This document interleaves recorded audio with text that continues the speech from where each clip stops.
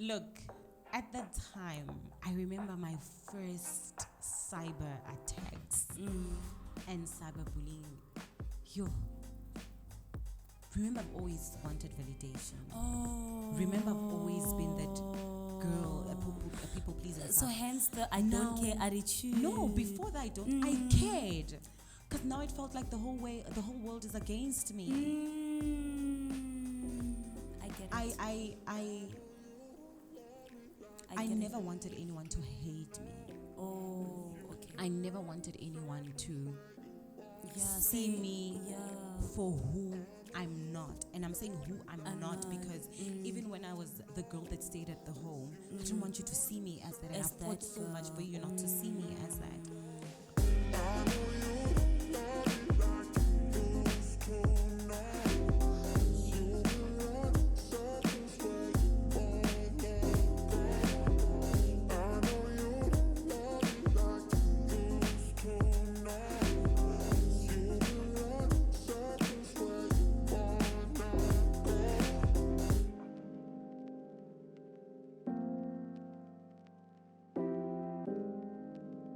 Hey guys, welcome to today's episode of Mental Health and Life with Boledi.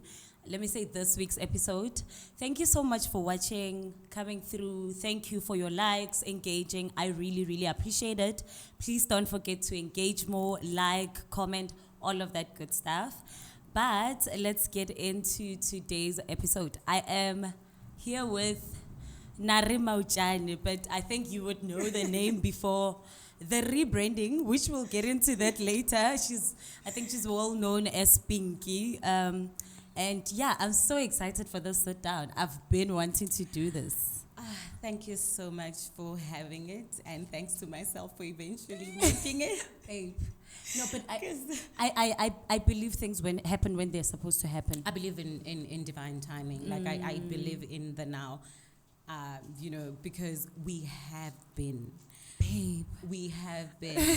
And for the first time ever since we've been planning this podcast, today I had so much to do. But I said, it's happening. Yeah. If it means I must shift things around, I'll shift. It's happening. This is just something that was about today, right? Today, Yeah. Today. I felt the is energy. The day. Yeah. I love that. Okay, let's just go through some icebreaker, some icebreaker questions. What would you choose between fire and ice? And I want to know why. Fire. I'm why? Fire. You're feisty Fire. like that. My zodiac sign, my star, fire, Aries. Why though? Listen, I have fire in me in a sense of I aggressively go after what I want. I am very impulsive, which I'm also, trying to know when I'm being impulsive and when I'm being irrational. But it's I always have like fire in me burning. I go after what I want. I will fight for what I want. When I start something, I will finish it. If I don't, then you know that I encountered something, some way. But usually I'm a go-getter. I love that. And I mean, now I want to dive into the conversation. Yeah. And I mean, it shows. Yeah. And I'm just here as you're talking. I'm looking at you. I'm thinking about the girl growing up in Limpopo and, just growing up amongst everyone and just thinking, no, this is not it for me. I want more. Yeah. What was you like? What were some of your dreams as a child? You know what? I had dreams, right? And I say had at the time because when my family went through the challenge, those dreams seemed and felt impossible. But there was just something in me that knew that I'm not supposed to be there. This, where I am right now during that time, this is not where I'm supposed to be. I have to be somewhere. I just don't know where. But it's not here, So even when things seemed difficult, seemed and felt impossible, there was just something that said to me, not here. I love that. This is not where I'm supposed to be. And I will go around searching for whatever that it is that I don't know what it is. But I know that when I get there, I will know. I will feel it. I'll know that here's that thing I've been searching for. I love that. Where you are now, exactly where you are now, would you, if you were given a chance to have, long, money that's going to last forever, but it comes in bits and pieces, right? And you were offered so much, but you could only have it for, just a little bit. What would you choose? I'd say I'll choose the bits and pieces. That has been my journey. Okay. Okay. You know why? Because I always say to people that my journey has been a journey of weapons formed against me, right? It has been such a turbulent journey. It's bumpy. Next thing, the road, get comfortable. it's uncomfortable. Before you know it, there's like... before I know it, I have to leave this bicycle I've been riding, and then there's a I have to hold on to a rope. There's a rope above me and a rope below me, and I have to step on one rope and use the other rope to balance to cross. It's been a thorny road. It's been really hard, but the destinations. I get you. The destinations are worth all those hardships. So, the reason I say also bits and pieces is, I found that I am who I am today, and I enjoy so many things because of the piece of pieces. I'm always searching. There's always that thing that I'm searching. So if you had it all, it would not, what's the point? Do I feel like I want it all? Yeah, I do. It gets tiring. But would I appreciate it, having to go through the work and the hardships of getting there? I don't think so. I hear you, babe. I hear you. Let's get into this. When you look at people on social media, and you see them looking good, one thing about you, I love that you never look like your problems. If I did, and listen, I love that. I love that because sometimes some opportunities are going to pass if you're looking like your problems. So my point was, sometimes when you look at people on social media, you can think, oh my gosh, driving this, staying the way, whatever. She must really have had it easy, in life. Let's talk about your childhood. What was your childhood like? The question about my childhood hits really hard. I've never been asked this question prior to therapy. And I find that it's a very difficult question to answer because no one has ever asked me about my childhood because I've never went back. I've never went back there to think about it because I never wanted to. It was a defense mechanism. Yes. I get it. I never wanted to think about it. So this would be the second time having to answer this question. For me, my childhood was it was a bitter childhood. It wasn't even a bittersweet. It was a bitter childhood. I feel like I went through stages of my childhood, and one stage was when my parents were still together and my dad being very abusive towards my mom. This old today, and there's still this one incident. There's still this one image that is stuck in my head, and this is when my dad was being violent towards my mom, and I don't know why I remember this so vividly, but I remember running next door calling Uncle Sam. Uncle Sam was my dad's father, and my dad's friend was my dad's friend and our neighbor. So one of the memories when I'm sleeping and I probably dream, I have like a childhood dream, this always comes to me. And the screaming, the calling out, Uncle Sam, you know. I still have that. So, you know, having both parents wasn't really nice for me at the time. Sure. The next stage was after my parents divorced, and we moved from Polokwane. We were staying in Westenburg. We moved from Westenburg to Mokopane. And in Mokopane, it was very funny at the time because when I moved to Mokopane, I was speaking Afrikaans only. My dad is colored. So I was speaking Afrikaans only at the time. So, you know, getting there, everyone that saw me was like, "What's your ma? What's your pa?" Like, that's how people, like, you know. But it was also not nice because I grew up in a 4-room house. That was filled with cousins and aunts and uncles. Should be warm. I love families. I love large families and small homes. You know, there's just so many memories. But I don't have those nice memories because I come from you know, we moved into another toxic environment where, you know, aunts back at home. Yeah. You know how they are.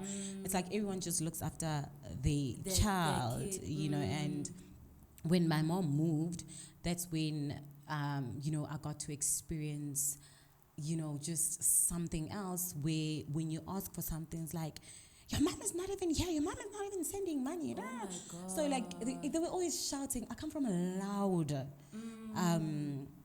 family, you know. It was just complaining. Nothing was soft. There was never, please get this. Or are you tired? Go sleep.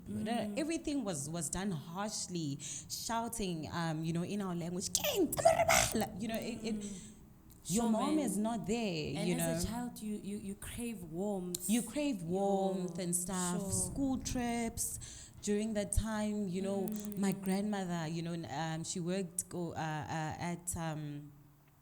She retired from where she was working, and from there she was a domestic worker. So from there she came back. You know, she knew how to do fat cooks and bread and so many things. And you know, she was a very lovely woman. And when I say my grandmother, this is my mom called her Mani, aunt. So my mom's aunt. So that's your mom's aunt. But she raised my mom As her own. So she has always been our grandmother, you know. So she, you know, she would bake, she would do this. So every time there were school trips, she would go all out, which was an issue. You know, my aunts wouldn't understand that. Like, why are you spoiling them? Why is this? Where is their mother? She didn't even give you money. No, you're taking your last money for this. You know, like. I mean, yeah, and from that age, I was doing like serious house chores, not just dishes and stuff. Like neki fiela mochota, you know. Oh my God. Levala. Yeah, for those who don't know, it's like the yard and the street. The yard and the street. Yeah, and as you're sweeping, people are walking, and you have to, you know. Yeah. I did all of that it was a lot. But I think what hit us more than anything, which was the third stage of my childhood, going into becoming a young woman. This is when we were chased away by my very aunts. My God. Whom are my grandmother's kids. You know, it just gets to a point where it starts with the shouting. It builds up to a point where now it's like, you know what, in actual fact, yeah, you know, we were kicked out. And I was telling my mom this story some time ago, and she was shocked how I remember it, because I remember how I don't know how she thought of us going to Rustenburg, but this is how we got to move to Rustenburg. So she took my little sister and we hitchhiked. So we hitchhiked from Mokopane to Bela Bela. Bela Bela, there was my one aunt, one of my grandmother's daughters. So we got there, and when we got there, my mom was like, no, there's no transport to go to where we were going because we got there late. But the truth was, we didn't have money to proceed with our trip. Oh my God. So we slept over, woke up in the morning, didn't eat anything. And I guess the entire night my mom was trying to think of how we're going to proceed with the trip. Sure. We went, we walked to where the transport was. We hitchhiked. Oh, sorry. We hitchhiked to Rustenburg. And I remember when we got to Rustenburg, taxi rang, and my mom started fiddling in her bag. Oh my god. Fiddling in her bag, acting as if she's looking She's for... got money. Yeah. And then I remember she That turned is to heartbreaking. the driver and said, I lost my wallet. Oh my god. And that man looked at her, looked at us, and my he said it's God. okay. He gave us money to proceed our trip Oh and money to be able to buy food. We had not eaten anything. Sure. And this is how we got to Rustenburg. Sure. But I mean, the Wow. most amazing thing in all of that is she still somehow managed to get us in good schools. Because my mom used to work. So I think it's that package that you get, you know, when you get retrenched or suspended, whatever. So she still maintained good schools for us. Sure. And we stayed, we moved to Rustenburg, we stayed somewhere in Meriting. Staying in Meriting, my little sister was going to the LAR school there, the primary school there, and I was going to REC, and REC was like the second best school in Rustenburg. Wow. And I think when now we were like running out, because when we were staying at Meriting, we didn't even have furniture. We were actually sleeping on the floor. But I was going to a very good school. Wow. You know? Yeah, I think also going to the school, the only challenges that I had is every day there was a menu at the school. So our tuck shop didn't sell the same things every day. Monday there was bunny chow. Tuesday there was There's this. a There was that. difference. Yeah. But I always say when the life has never been shut to me. There's always been a hole or a door, something open, because you know, I had friends where I was able to have these things, you know, to share with me. And showman. Yeah, and we moved from Meriting when now it was really, really drying up. And this is when we moved to Tlokomelo Healthcare Center. Sure. And this is where my mom shared her skills. And she was getting paid by us being taken to school. Oh my god. So we still maintained the schools. But you were living At a home. At a home. Yeah, we were living at a home. And this takes me to how when I went to therapy, I actually learned that during the years where I was being molded in becoming a young woman, that life for me was a lie. Because it was okay when I was staying at Meriting. Meriting was like a location, Kasi, around there. But now when we moved to the home, you know, and the home was in the rural areas. So you either take a taxi that was 15 rands or take a bus that was way, way cheaper. And I remembered how no one actually ever saw me getting into any transport because I would be there by the taxis of where I used to stay. But I'd always be on the lookout for the bus because each bus has a name on. So I'm not going to be queuing at that bus that's written Mabiti. Because then people are gonna ask where you staying. Yes, where you staying. I was very ashamed. Oh my god, that you're staying in an orphanage. Yeah, and also I always say I don't know what's better. I don't know if growing up poor is better, but remember when I was staying with my grandma. As much as yes, we're being shouted at and stuff, but my mom was working at the time. Yeah. So she we could had provide. Yeah, you know, every Friday I had pocket money.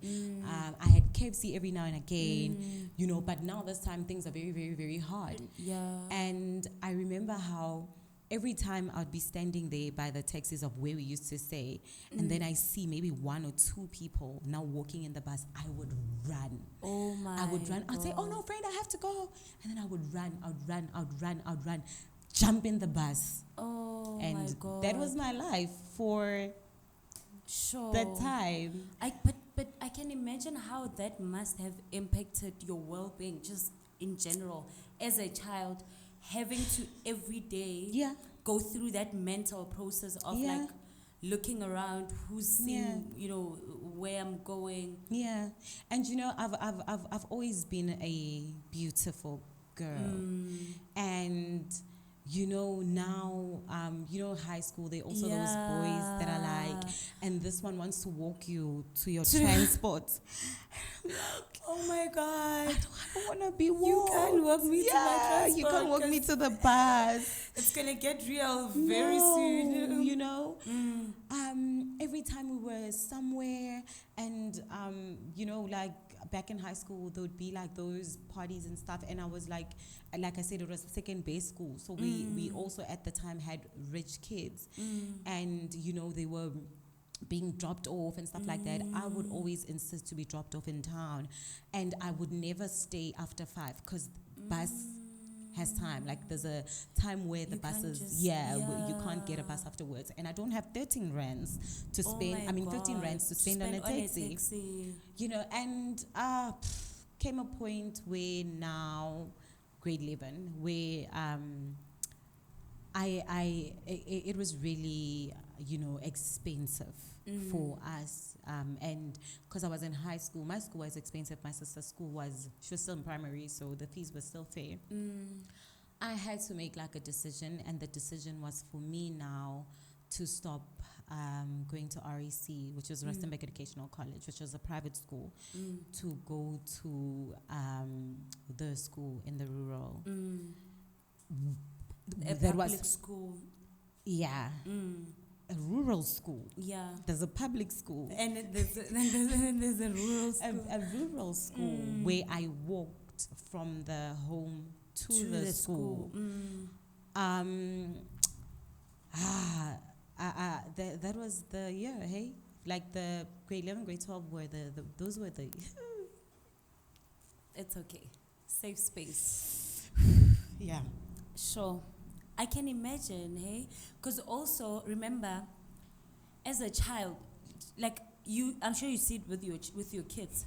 Obviously, you've taught them so well, and I love that. Where you were saying you teach them to save money in order to get like luxuries. Yeah.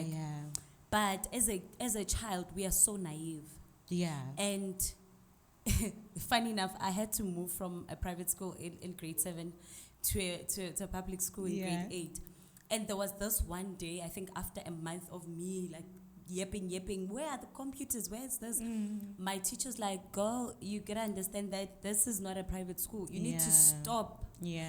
And I realized that I was constantly like saying, at my previous school, because as a child, like I don't think you're matured enough to like understand the transition that happens. I think for me, I grew up at a very young age because grade 10, age 16. That's when I started working. I had to work at Drawers. Drawers. I remember it was in Rustenburg Square at the time. I don't know if it's still there. And I had to, because there was the time where we would have something nice because of me, because I'd bring takeaway, food that was left by whoever and stuff. And also to be able to bring something nice. Like, there's so much, man. There's just so much that happened because I don't even know what to say. Like, there's just so much. Now speaking of food, and because I ate Woolies food when we were staying at the home. I ate Pick and Pay food and stuff. But I'm laughing inside because I want to tell you the food that I actually ate was, those food that are expiring. Oh, and then they let go. And then they let them go, and then they let go at the home they'll go collect the food, and then that's when I'll have like this and that. Jet, ne? Yeah, Jet would donate clothes, and I would, believe you me, as I look now, I would wear probably both left, or my God. I swear, or she's there not matching type of thing. So sure, it was really hard, and for me to make the decision to agree, because I didn't make the decision, for me to actually agree to the what's this, the rural school, was also to you know, I was sacrificing for my little sister because I said I will do it for as long as she still continues with the same school. And yeah, I did it. And at the time, I'm 17. I had to grow up very fast. I'm very conscious of what is happening in our lives right now. I am going through the change with my mother. As a firstborn, I'm probably inheriting 95% of her pain. I see her cry. I have to hide it from my sister. Oh my God. I have to change school without explaining to my sister what's going on. And moving to that school, I didn't say anything. It was a great embarrassment. I think it was the first biggest embarrassment of your life. Yeah, my life. Oh, sorry. Because I was known as that beautiful girl that goes to REC, you know. Because even when we moved to the home while I'm still going to REC. So I was that girl that stays in this rural area, in this home, but still goes to REC. Goes to that kind of now, where else if I had moved to the home and went to the school, it would have been different than now having to change schools where else I've been staying there. And now walking into the school, you can feel everyone's eyes. Everyone is looking at you. You can feel the stares. You can, and another thing that hit me at the time is, going to the school that, at lunch they were selling this and that. You had steers on Thursday, this and that day and whatever, to queuing. Yeah. To queuing for food at break time. Yeah. No, would Beyonce. Like there's no time to be Beyonce because no also time. You've got to make sure you eat every meal you get. I remember the first week, if not 2 weeks, I didn't eat. I was embarrassed. I can imagine. And then I remember how I started eating was then now, when I started warming up to people and then someone would bring a plate from queuing, then I'd ask to taste. But I wanted to eat. I was I was just not ready to go queue. And then eventually then I was that girl now that's like all the other kids and not queue at break time and eat from there. And there's still a reality of, hi, I wanna come over the weekend and play with you. Where's your home? Yeah. Another lie when I say I feel like during that time my lie during that time was a lie, was because now when I'm in town and I bump into my REC friends, I lie to them and I say I'm back in Limpopo. Oh. Yeah. But you're not. No, I was around, but where I was is where they would never bump into me because what would they be doing there, So I'd say, oh no, actually I'm in Limpopo. I just came to visit, because I was very embarrassed to say I'm still around, but I changed schools because this is what's happening. Because when you are at such a school, they don't understand. Yeah. They'll never understand. Yeah. In actual Life fact, you'll be the talk. Yeah, you'll be the talk of the. Yeah. I don't want to say the town, but the talk of the school. The school, Literally. Your age mates. You'll be like, oh, did you hear about her? And remember, we have Facebook, we have all of those things. Next thing, I don't want to see my picture on Dimixi. Yeah, they're like, oh, she stays in an orphanage. She goes. They broke now, and all of that. Oh Little do they know we've been broke moving there. So those are the stages of my childhood. It's not something I miss. I don't miss my childhood. I understand, but how did that impact you as a person? Because that meant growing up very quickly and also having to make a decision at the age of around 16 to go and work, right? So you can provide for your mom and sister. That means, you're already, like, you're skipping stages, not by choice. Yeah. You are assuming like a breadwinner role at an age where you don't necessarily even have an ID. Yeah. Sure. How did that impact like your your mind as a child, like a 16-year-old? At the time, we were on survival mode, and I didn't really feel it at the time. All of those emotions and pain, and I've never been a kid. I felt them when I started therapy.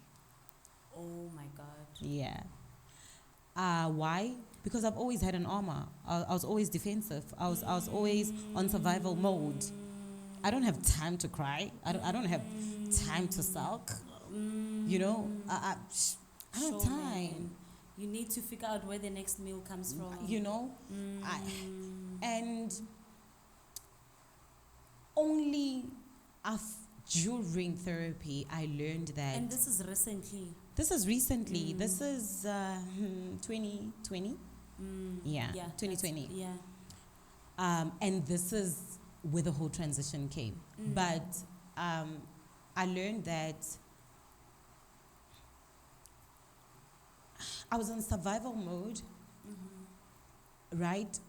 And I bought friendships. Yeah. At the time, I didn't feel it. Sure. As a 16-year-old, I didn't feel anything. I can imagine. So I met you at the time where you were pinky, right? Yeah. Yes.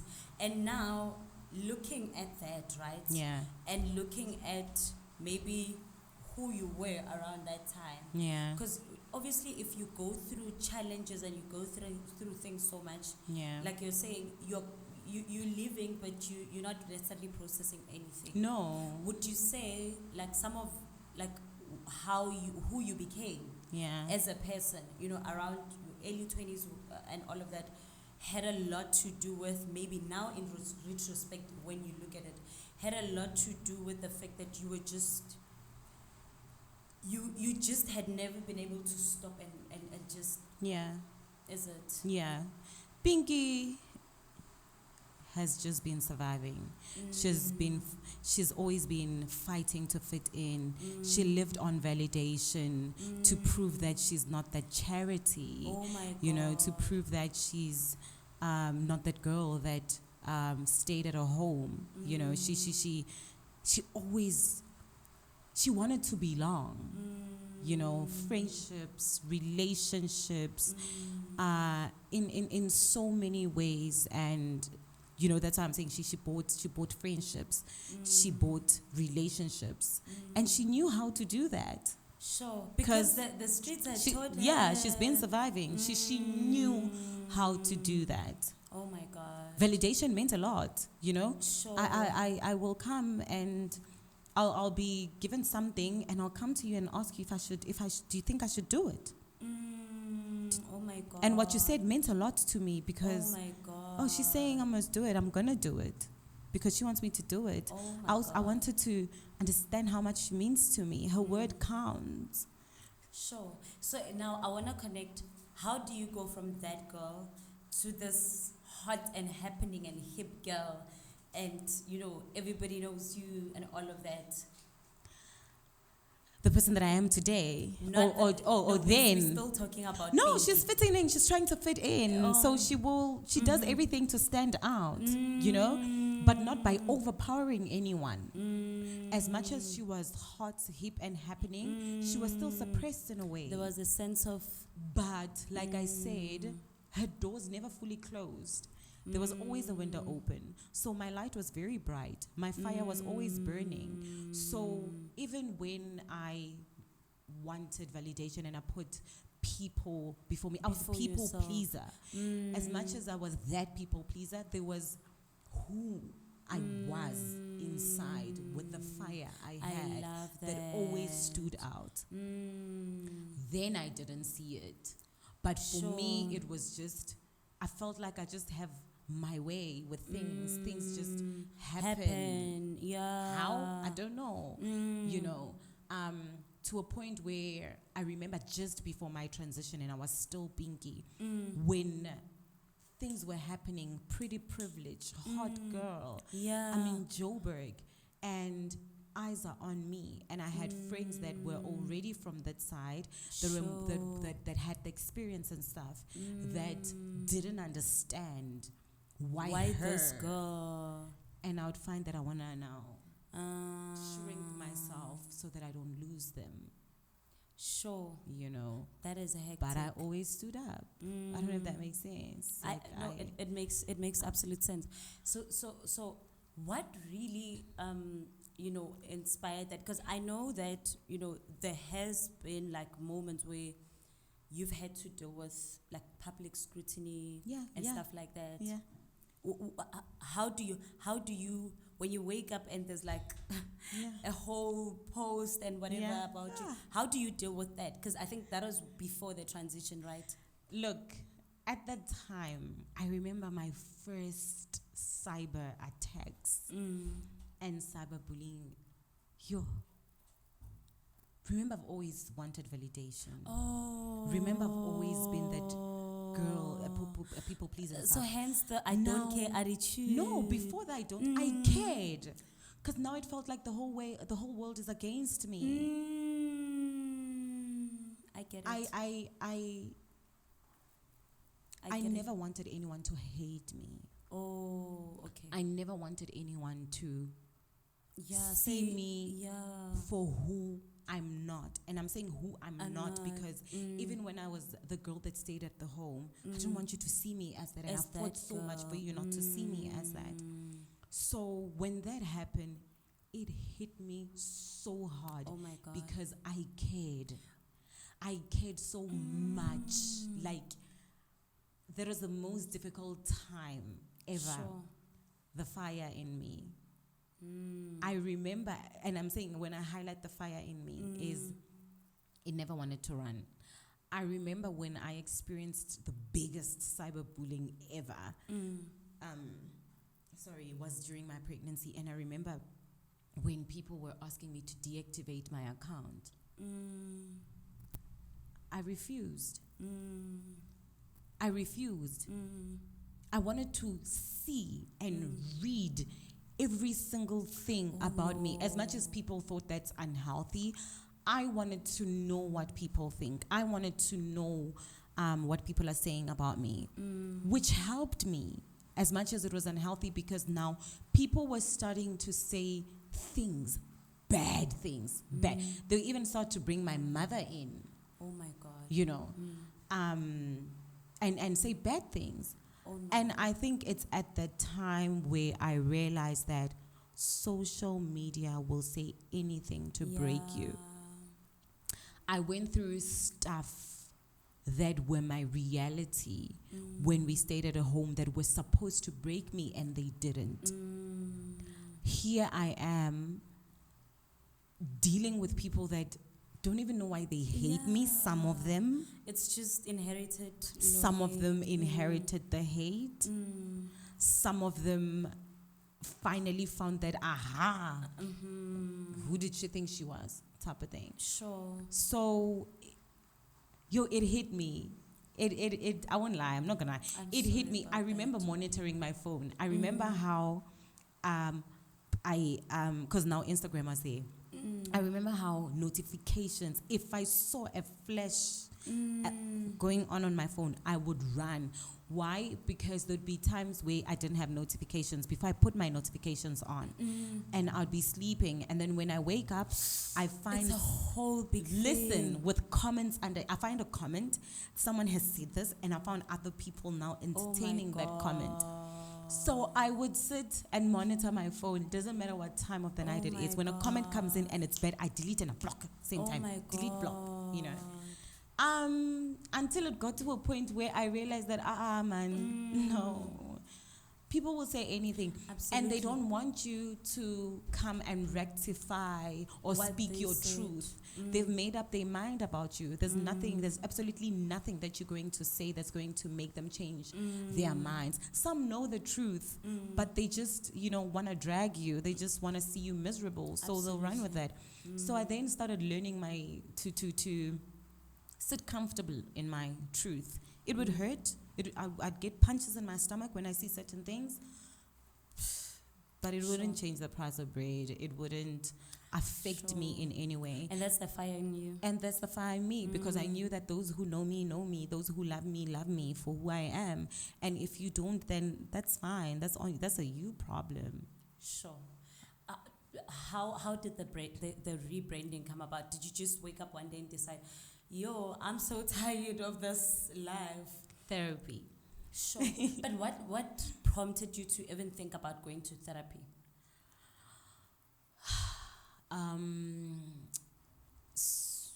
Actually, I don't know. I think the pandemic. You know what happened?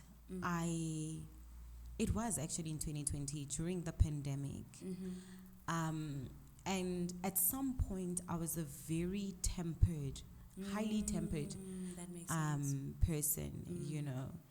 And I was very highly tempered. I remember at some point, like, I was just called angry, you know. And for me to wake up and want to go to therapy was, and I'll tell you this. So 2018, I went through a separation, and then I lost my father. I lost my father the same year. But my dad and I have always had like an on and off relationship. Like we've always had like an on and off relationship. You know, and I remember there was a time where I was like, I'm you. I'm a you. I'm like this because I'm you. Because my dad was like a colored man, alcohol, didn't really care much. Or even if he did, you wouldn't see it, you know, and stuff. So when he passed away, just days before he passed away, he was I don't want to say a politician, because now you'll think of someone big, but he was these comrades, like ANC people, like in Bolokwane. And I remember how much he wanted me to join the ANC Youth League and stuff. And I wasn't really interested, but just days before he passed away, he was sending me documents regarding the ANC Youth League and stuff, and I wasn't answering him.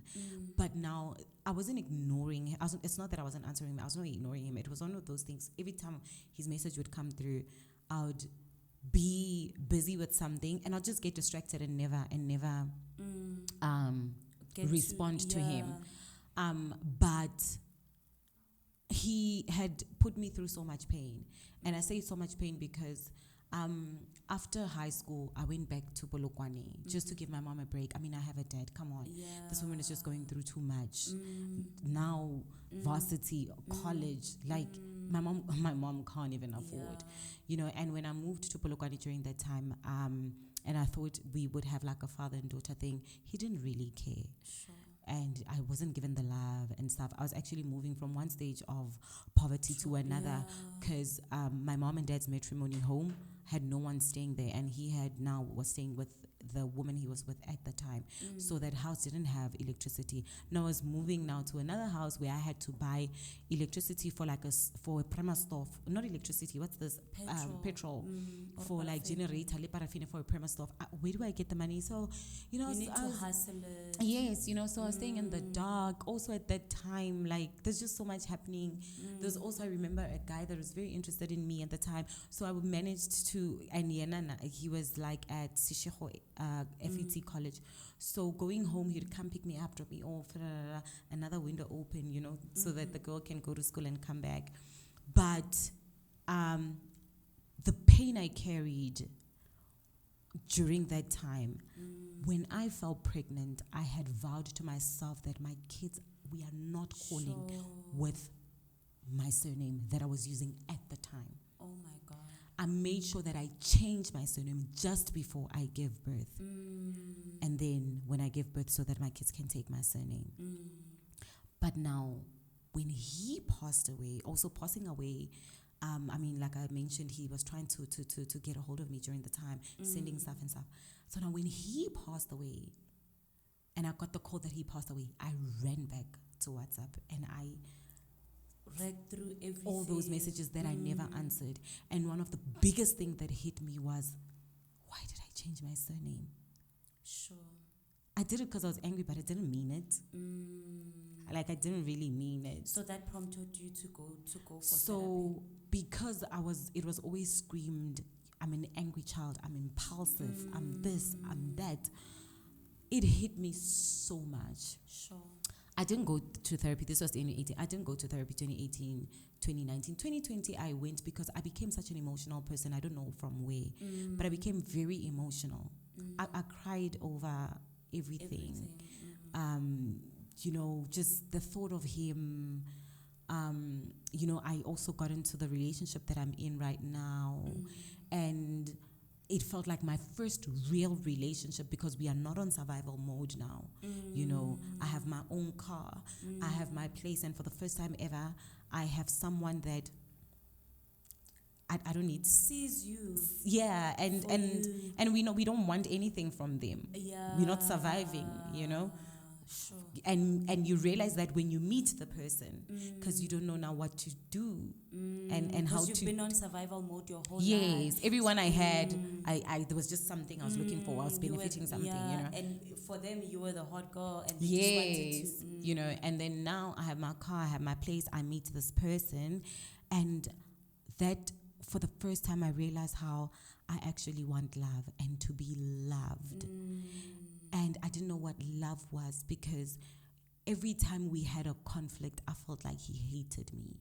Every time we had a conflict, I broke down because love me. You never like really been in a real relationship. yeah, like why you mad at me? Why you walking away from me? Do you not love me? And that has a lot to do with the unhealed trauma. Yes. Yes. And that's when I started going for therapy because this relationship was very unhealthy because he felt like he was my heart. Because should he not be happy with something I did? Now you want to fix it. The people pleasing thing. The comes people back. pleasing, yes. You know, don't be mad at me. When you're mad at me, like I feel like you don't love me. And when you walk away from me, I become so shattered because do you not love me? Because I didn't really know like what you can be mad at me and still love me. You can not be happy with me but still love me. But it's the walking away that took me back to feeling abandoned. Yes, you those know, feelings of abandonment. yeah, you know how you know, now it kicks in how you were also chased away. You know, where you're coming from. You know, something is wrong with me. Is something really wrong with me? Because when you're mad at me, be mad, but still talk to me. Why are you not talking to me? Now I felt sick. Now I can't eat. Now I can't breathe. Now I feel like I'm dying. Then I was like, why do I love him so? Like, why have I given my all Everything. so much to a point where when he's not speaking to me, I feel worthless, useless. Sure, man. And So what would you say now, having gone through the rebranding, right? What would you say? Because I mean, people know Pinky, yeah. you know, but one thing I think that's been clear is even in how you move now, Yeah. it's just so different. Yeah. And I think I was joking the other day that I think you moved from a healed place. Yeah. You know? You're not even out there anymore, and there's nothing wrong with being out there. Yeah. But what would you say you found through that healing, that self-work, that made you get to this point and made you feel like, you know what, a lot of the things that I was doing before, I'm good? I think when now you are in therapy and they pick up that you're a people pleaser, you are then given certain tasks that were very hard for me to do because I've always been around people. Around people on the outside. And I say on the outside because I had people which now were my kids. I have my sister, but not them. You know, people pleasing, like not them. You want to now, you know, do it for the people on the outside, spend time, your money on the people on the outside and stuff. So now when I was given tasks to do and tasks tasks to do that were stopping me from telling people my business when I'm going through something, running to a friend, when something comes up. That's when depression hit me. Sure. Because I felt lonely. I started now healing my inner child, and beautiful. what was probably supposed to have depressed me then when we were going through it was only depressing me now. I felt lonely. I felt the pain, the loneliness. Just basically working on my inner child was hard, which I still am doing. But you're doing great. I think so. You're doing And when I was in that position where I would sleep most of the time because I can't wake up, I can't eat, I'm challenging myself, which another thing is the fire in me saying, challenge yourself, because I could have simply ran back to those people and in the streets and be happy and whatever. Yeah. I now had to shift the energy and place it in now the people who are here, which are my kids, which are my sister, my mom, my partner, the friends that I've always had, but left because they don't go out, they don't. And I then started finding that I actually have more time for my kids. I have more time to read. When I go through something, I hide it, or rather I suppress it by going for ice cream with my kids or games with my kids. But I found that then I'm becoming closer and much closer, and I actually have more time to myself. I become honest with yourself. And I also become aligned with my thoughts, because now I'm thinking a lot. Now I see what is right, what is wrong. Now I feel my feelings, how I'm actually really feeling. For the first time ever during that time now, I start to make my own decisions without calling anyone to hear what they have to say, and then not knowing if the decision I made is right or it's wrong, but making it anyway and finding that the decision I took actually works in my favor. And then I was like, I love it here. I love it here for it's so babe. Quiet. I'm saving a lot of money. Yes. I'm spending so much time with my kids. I cry a lot. I'm not that girl that doesn't cry, because I think me at some point, like, you didn't. I didn't. I did, but you never see me. I'd cry in the shower. I was one of those people. I always say I'd step outside, cry, and then you wipe my face, come and be Mary with you. But now I show my emotions. I cry a lot. I cry alone. I'm a softer person. Sure. I've always been a nice person. I've always been a bubbly person. But now I'm more of that person in my truth. And would you say that is how you take care of your mental health? Yeah. I love that. I hate being the bigger person sometimes. No, it's not easy, but I love that But for you. I love just letting people say whatever, because that's not me. I know it has nothing to do with me.